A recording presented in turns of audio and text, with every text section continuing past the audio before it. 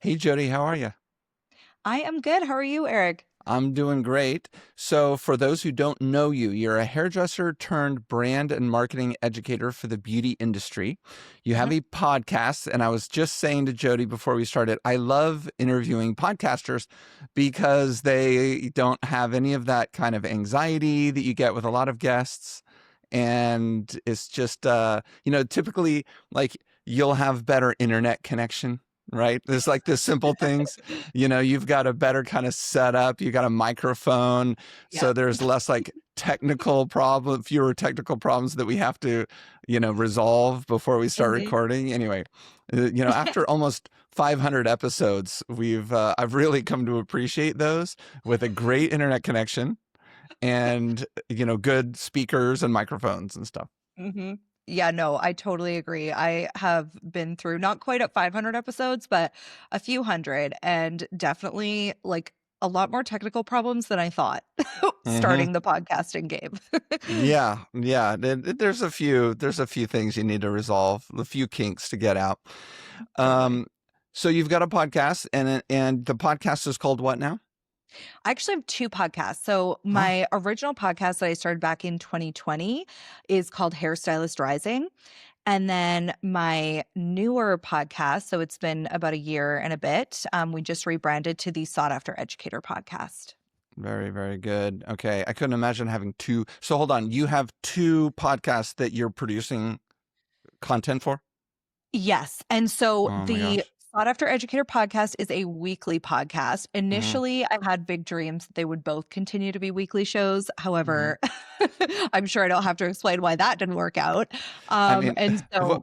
so What really quick? Let me interrupt you. One of my taglines as a joke for this podcast is "These weeks come quickly."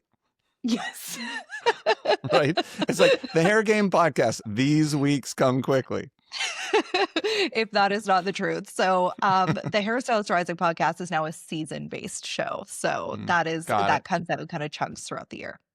That's cool. I love Yeah. that.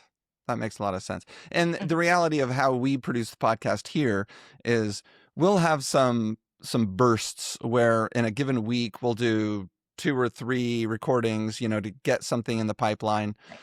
I know some people will do like a flurry. They'll spend 3 days and they'll produce 15 episodes and then they'll Yeah. roll those out over the following months and stuff like that. Mhm. I actually don't like to do that much because I feel like as time evolves, I like to be a Mhm. little bit more in tune with the way that things are going, Right. especially during the COVID years and coming out of the COVID years. It was like Right. I wanted to do it, right on time. Yeah. All right, so you've got the podcast. You also have a retreat called Mhm. Escape to Elevate, and Yes. if I'm not mistaken, your last one was in Italy. It was, yes. And Our why was last I one. not invited to this Italian retreat? Well, guess what? We have another one coming up in 2026 in the same villa. So I'll be waiting for my invite. That's amazing. Oh my God, I want to talk about that. Okay, so let's just start from the beginning. Where are you from? Where do you live? Why did you get into hair? Because you are a hairstylist. And then yeah, how did you make it to the marketing world? okay. I'll try to make a very, very long story shorter. But basically, I got into the hair industry. I was originally born in England. My mom was a hairstylist and salon owner back in the UK. And she literally started as a shampoo girl when she was like 11, because I guess that was a thing back then. She bought her first salon at 21. And so I always like, people think I'm joking when I say that I teethed on perm rods, but that is fully factual. I was in the salon with my mom when I was like 2 weeks old when she was going Wow. back to work as a business owner. That was just kind of the reality of it. And then I now live in Canada. So we moved over to Canada when I think it was in like 99 for the last time. We went back and forth a couple times. And I knew from being probably about 2 years after that that I would end up being a hairstylist. Mhm. I saw my mom love her job so much. And also beyond that, be able to create a really beautiful life for us working part time when she was older. So I was like, okay, this is, when she was done with salon ownership, I saw so many different facets of the industry from a really young age. And I've always been very creative, very artistic. And so that was kind of the way that I viewed the industry, as getting paid for creating art all day. Mhm. I also loved how fast paced and ever changing it was. Like, it doesn't really give you much of an opportunity to be bored in the hair industry, because things are always evolving, right? Mhm. So similar to what I love about the marketing space. And so I finished hair school when I was 17. I started working behind the chair. I did an apprenticeship, which I know there's like varying versions of that across the US and Canada. I worked in a salon and kind of learned the craft there, as well as going to school for like short periods of time. And that was kind of my entry into the beauty industry. So I was working behind the chair in the beauty industry for 15 years by the time I officially stepped away in 2020 to go full time into my online business and marketing. And I was a commission stylist. I was an independent stylist. I actually worked in sales at a distributor for a very short period of time Hmm. before I had my son. So I saw all sorts of sides of the industry. I really love that you went to work as a salesperson for a distributor, given that sales is like anathema to so many of us in this industry. Tell us how that was. So I am thinking back now. Let me give some context to this. I was 24. So I'm gonna like think back to how I actually got into this. I was moving, and I think what had happened at the time is my now brother-in-law was actually dating someone who worked in sales. Oh. And since I was very, very young, I was thinking, like, I was Googling how do I get a job on a cruise ship when I was 18, when I Hmm. just gotten into the industry. So being able to travel and being able to work from anywhere looked really appealing to me. Hmm. So I found a company when I was moving cities. I found a company that was hiring for a sales rep position, and the territory involved like the Canadian Rockies. It was just a really great territory. And I've always been good at sales. Like, even when I was an apprentice, like I was like, when your salons would run like sales competitions and like have targets and stuff, I would win them all the time. And so it's like, I think I'll be good at this. I know that I like to travel. So that was kind of what I went into. I started dating my husband and moved to another city, and so I switched to working in sales in another company, and I really loved it. I thought it was really cool being able to connect with, like you said, the more corporate side of the industry. It also introduced me to working with educators, because I was going on like road trips and taking educators from different brands with me, and so it was a really cool kind of part of my career, but I realized relatively quickly that it wasn't something I wanted to do for the long term. Hmm. Um, and in my personal case, like I ended up getting pregnant with my son, and then it just didn't make sense to go back to that type of role afterwards. Hmm. But there was a lot of it that I loved. I loved the actual sales part. I didn't love I didn't love the sales position, we'll say. Like that piece of it. So that was kind of what it was like for me. I think there was a lot of highs, and there was also a lot of like, also at the end of the year when you're like, okay, I'm seeing how much this actually cost me to be in sales. Oh, Not sure this is something that I want to continue long term. And I'm sure that's Interesting. very different depending on the company that you're working with, but that was Sure. my experience. Okay. Very good. Very good. Okay. So after that, you went back behind the chair? Yes, I did. So one a salon owner actually that I knew, well, she was the manager at a salon I'd worked at for a while. She opened a salon. And so she reached out to me and was like, "Would you consider coming back super part-time? I know you just had a baby, but like, would you consider coming back?" And by that point, I was very ready to get out of the house a little bit more. mm, So I agreed to go back on a part-time basis. And I had moved out of town at this point, so I had like a 40-minute commute to the salon. And when I started that salon, I hadn't worked, like we discussed, I was in sales. I had moved a couple times. I hadn't worked in that city in 5 years. I didn't have any sort of clientele base to go back to.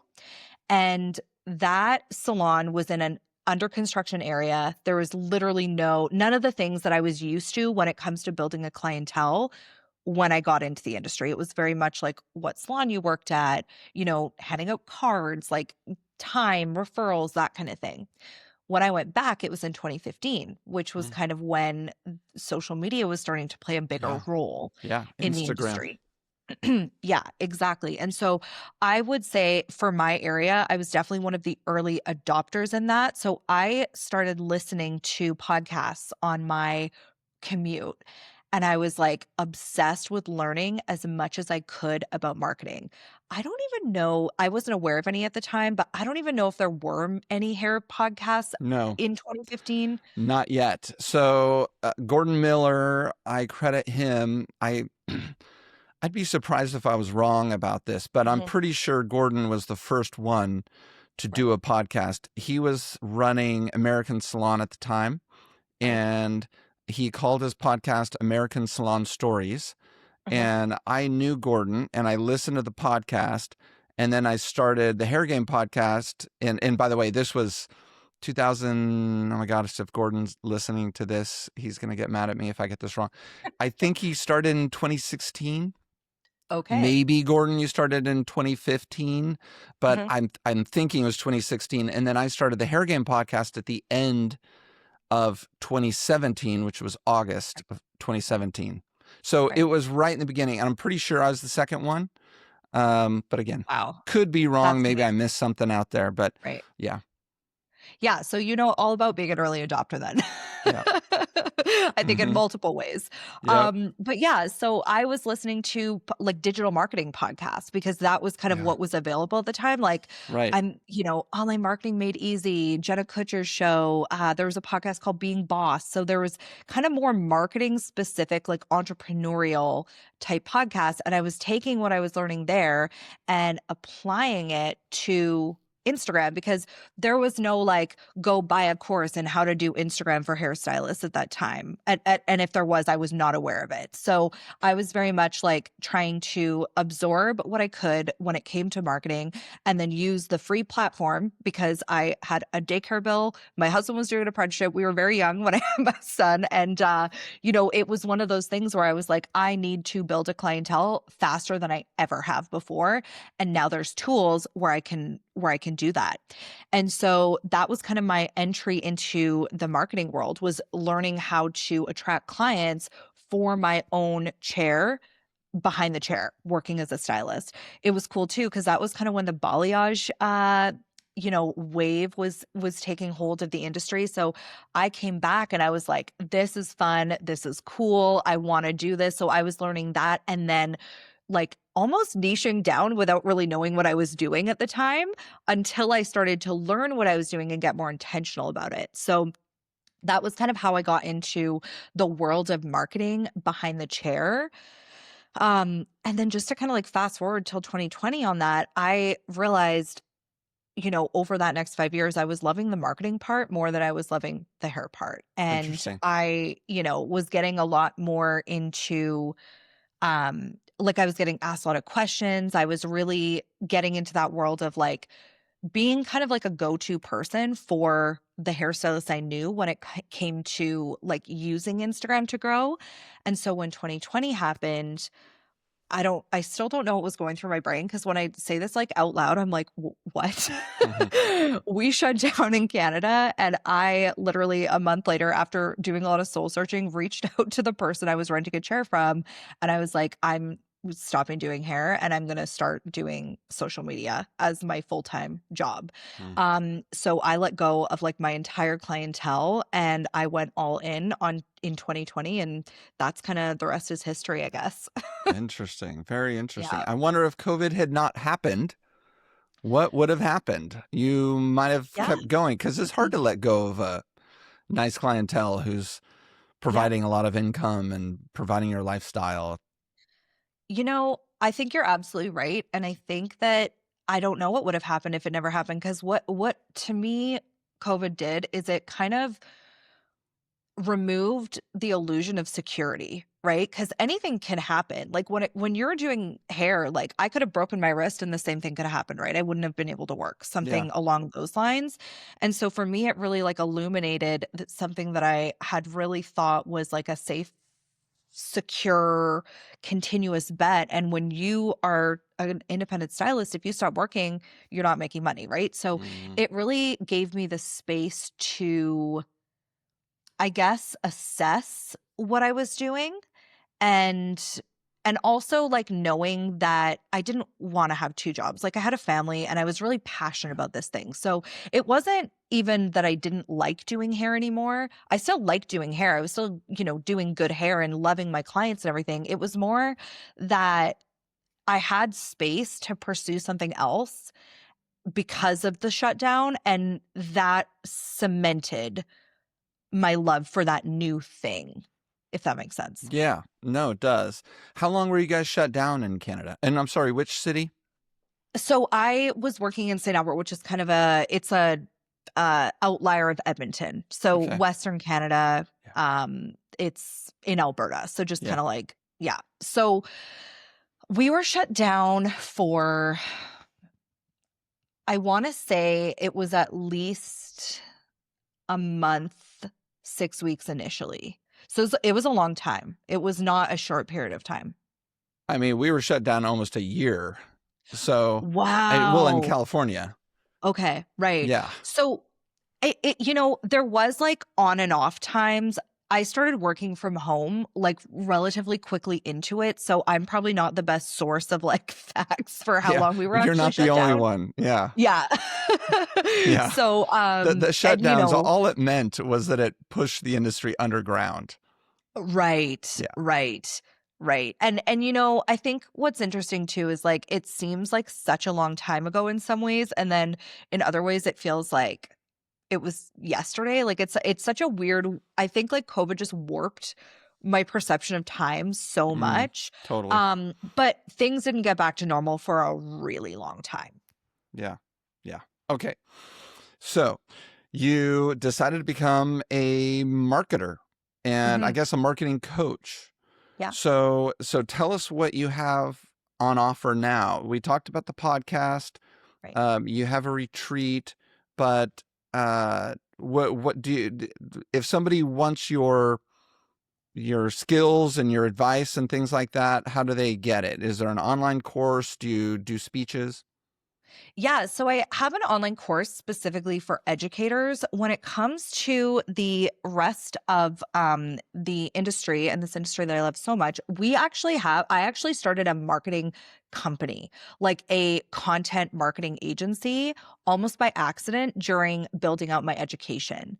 So what had happened is like I was building out this education. I was like, and I'm someone who, when I am doing something, I'm like obsessed. Like I was the same way as a hairstylist. I'm the same way still, I would say. And so I was like launching education and putting out content and doing all these things. And people would reach out to me and say, like, could I just hire you to do this for me? And so I ended up saying yes because I was in the startup phase. And like we discussed, I just let go of my entire clientele and my whole business.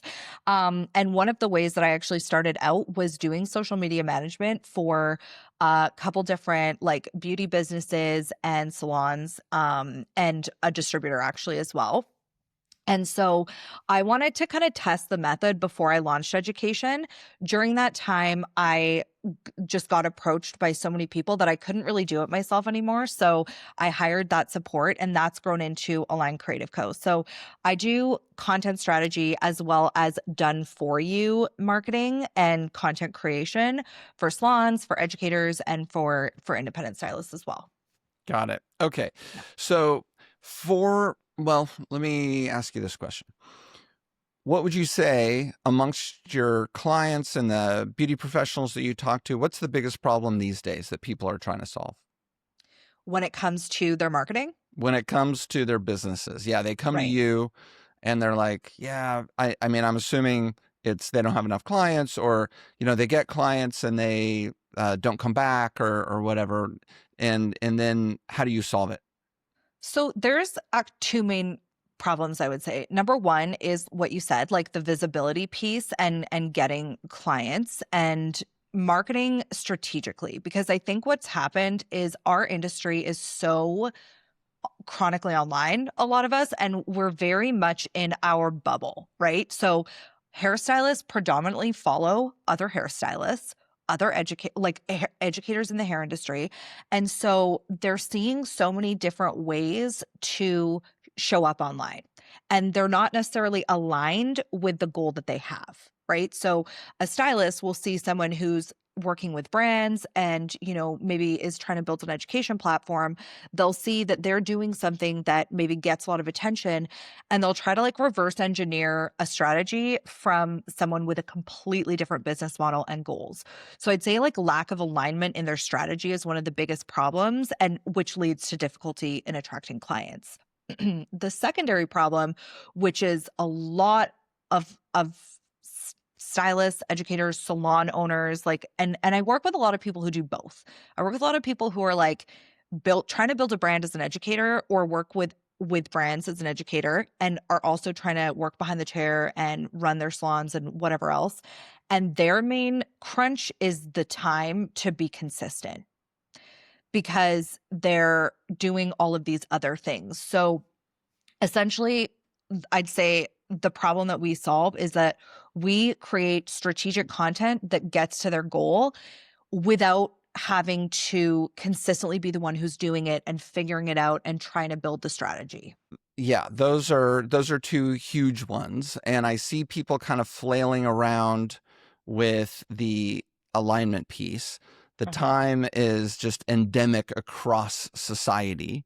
Of course. We all have that issue, and especially as new things crop up, it's like TikTok. Okay, I now need to do TikTok. And then, of course, every now and then there's something else, right? What was the one like 3 years ago? It was like Clubhouse or whatever. And then, Yes. right? And then there's podcasts and there's books on tape and there's what do I consume? What do I spend my Mhm. time trying to do? Google, all this. So, so once you talk to somebody and you're like, okay, so you're flailing around a little bit. You need to Mhm. focus in this area if you want to increase your clientele. Mhm. How do you solve for the timepiece? So that's why I've held on despite so many times people are like, oh, you can't scale a service business. I completely disagree. And the hairstylists listening who have built successful businesses will absolutely know that too. So that's where Align Creative Co., which is my content agency, comes in, because we take it off of your plate, essentially. We do it for you. Okay. So that's difficult, isn't it? Isn't it hard to have someone else running your page for you? Because so much of it, let's just talk about Instagram, so much Mhm. of it is personality. Yes. So how Yes. do you do that?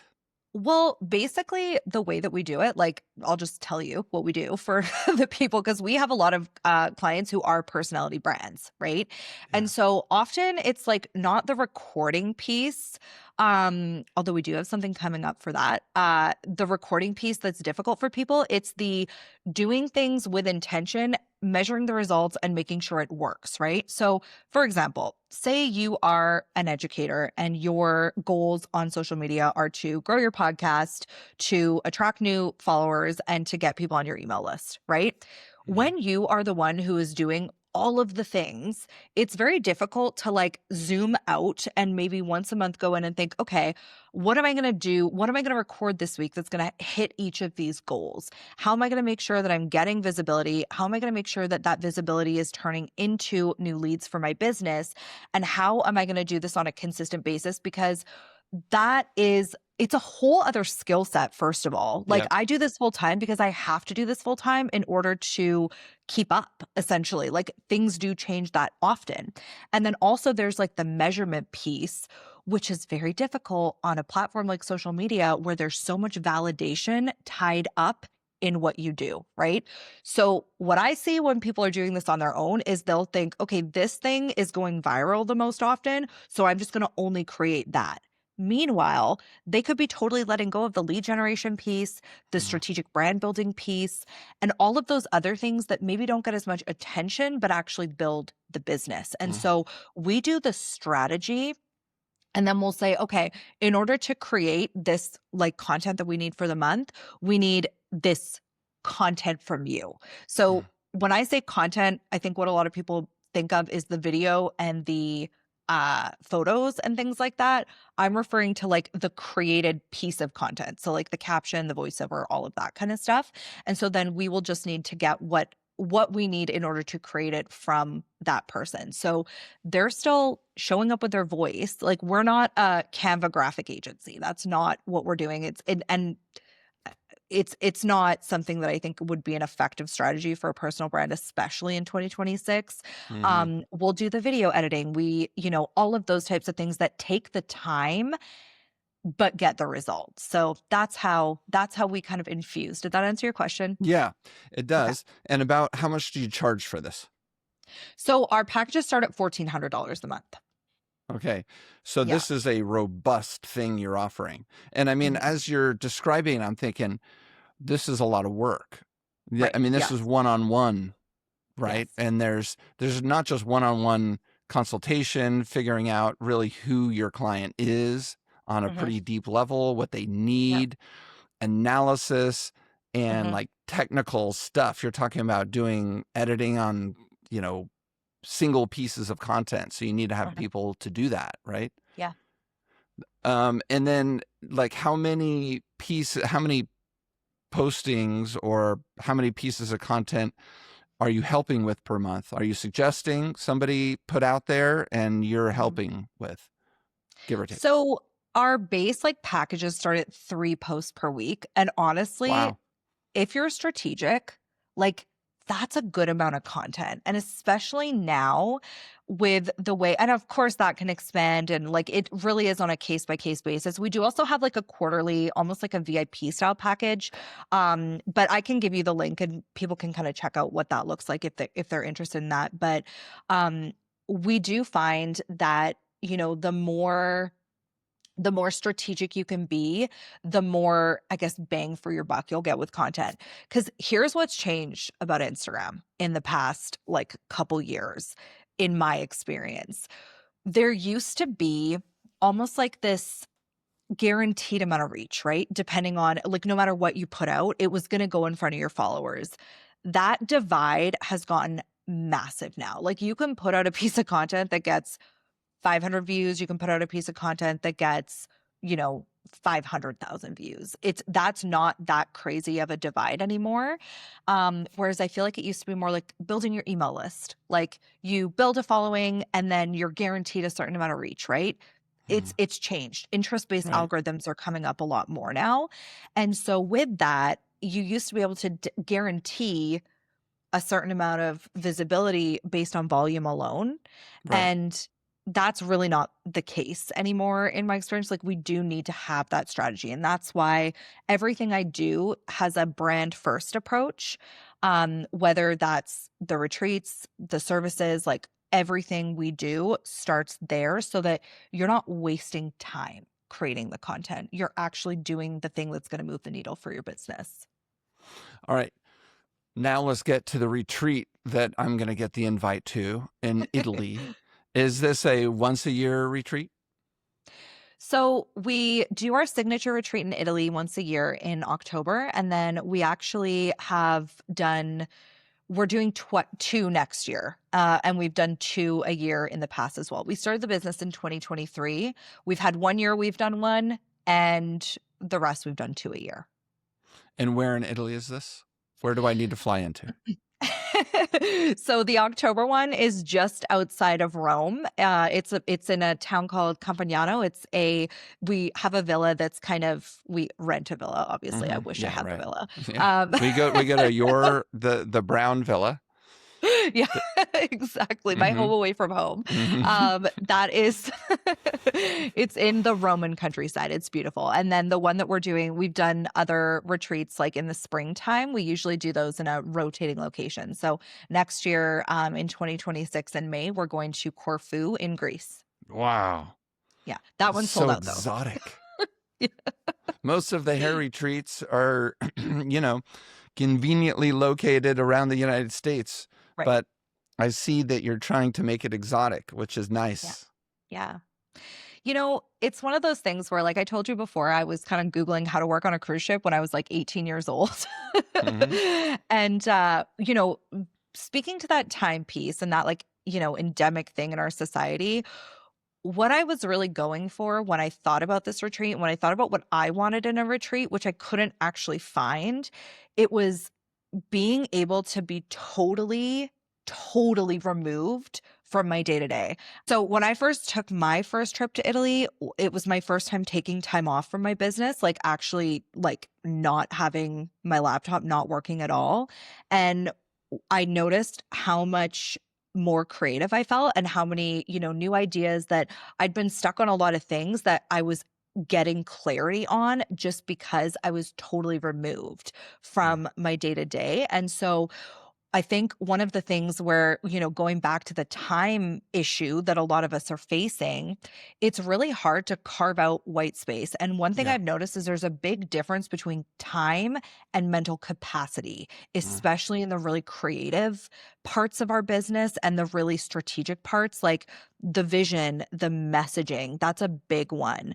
Not to mention, for a lot of educators and leaders in the beauty industry, that fear of being seen plays a big role, and it can be a little bit isolating when you're building something online. So there's the community aspect as well of being able to have conversations with people who actually get it, which a lot of us don't have in our day-to-day lives. So that's kind of where the locations are beautiful and they look great on Instagram, but that's not actually why we chose them. We chose them because having a complete like shift in your surroundings, and this isn't just my opinion, this is like based on, there's evidence to back this up, really does allow you to change your mindset and see things from a different perspective. And so Hmm. we also curated these retreats to be really intimate, which is different as well. Like we cap it at 7 attendees. Oh, We wow. really want to, yeah, there's like a lot of one-on-one work. My business partner is a photographer, so she does like a full brand journey for you. We create content while we're there. So it's a very intimate, very luxurious experience. And that was something where we felt like we needed to be in Mhm. Europe specifically to create the actual ambiance and experience that we were going for. Very cool. Very cool. Where should a lot of the energy be going? Should it be going into Google, Instagram, TikTok, referrals? Right. What do you say? Well, this might not be like the most popular answer, but I don't think that we are in a space where we can have like only one. So I'd say for hairstylist salon owners, if you have a local business, Google's a non-negotiable now. Like we need to be mindful of showing up in search for sure. Yep. And then like I kind of think about visibility as an ecosystem. So, because attrition, I think, has become a lot more difficult now, too. Someone will Google you and then they'll go to your website and then they'll look at your social media and they'll maybe reach out from social media, but it's really difficult to pinpoint that like origin now. Right. Tracking's harder, right? It's Hmm. not as easy to figure out where someone came from initially unless you're asking them. And even Right. then they might not remember. Well, So I do even then, think they having right. Yeah, because yeah. of the multiple touch points. Right, right. And then maybe same thing, like they might find you on Instagram and then they go to check out your reviews, right? So I think that at minimum, what I would recommend is definitely Google and then a social platform. Instagram, honestly, for our industry, I think it's still somewhere where it's a brand building presence. Even if you're not getting a ton of reach and maybe people are finding you other places, I do still believe that you need to look like you're in business still on Instagram. Yeah. Because if someone comes and, it's been 20 months since you posted, they're going to think like, this is weird. What's going Yeah. on here? Are they still working behind the chair? Exactly. Yeah. So it doesn't necessarily need to be like an immense volume of content there, but strategic content and consistent content is still important.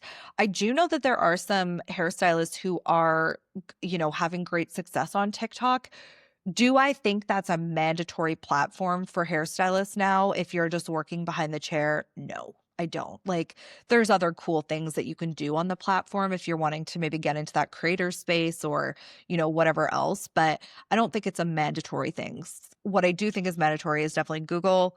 I would say absolutely have a website at this stage, somewhere where people can go and you have a hub.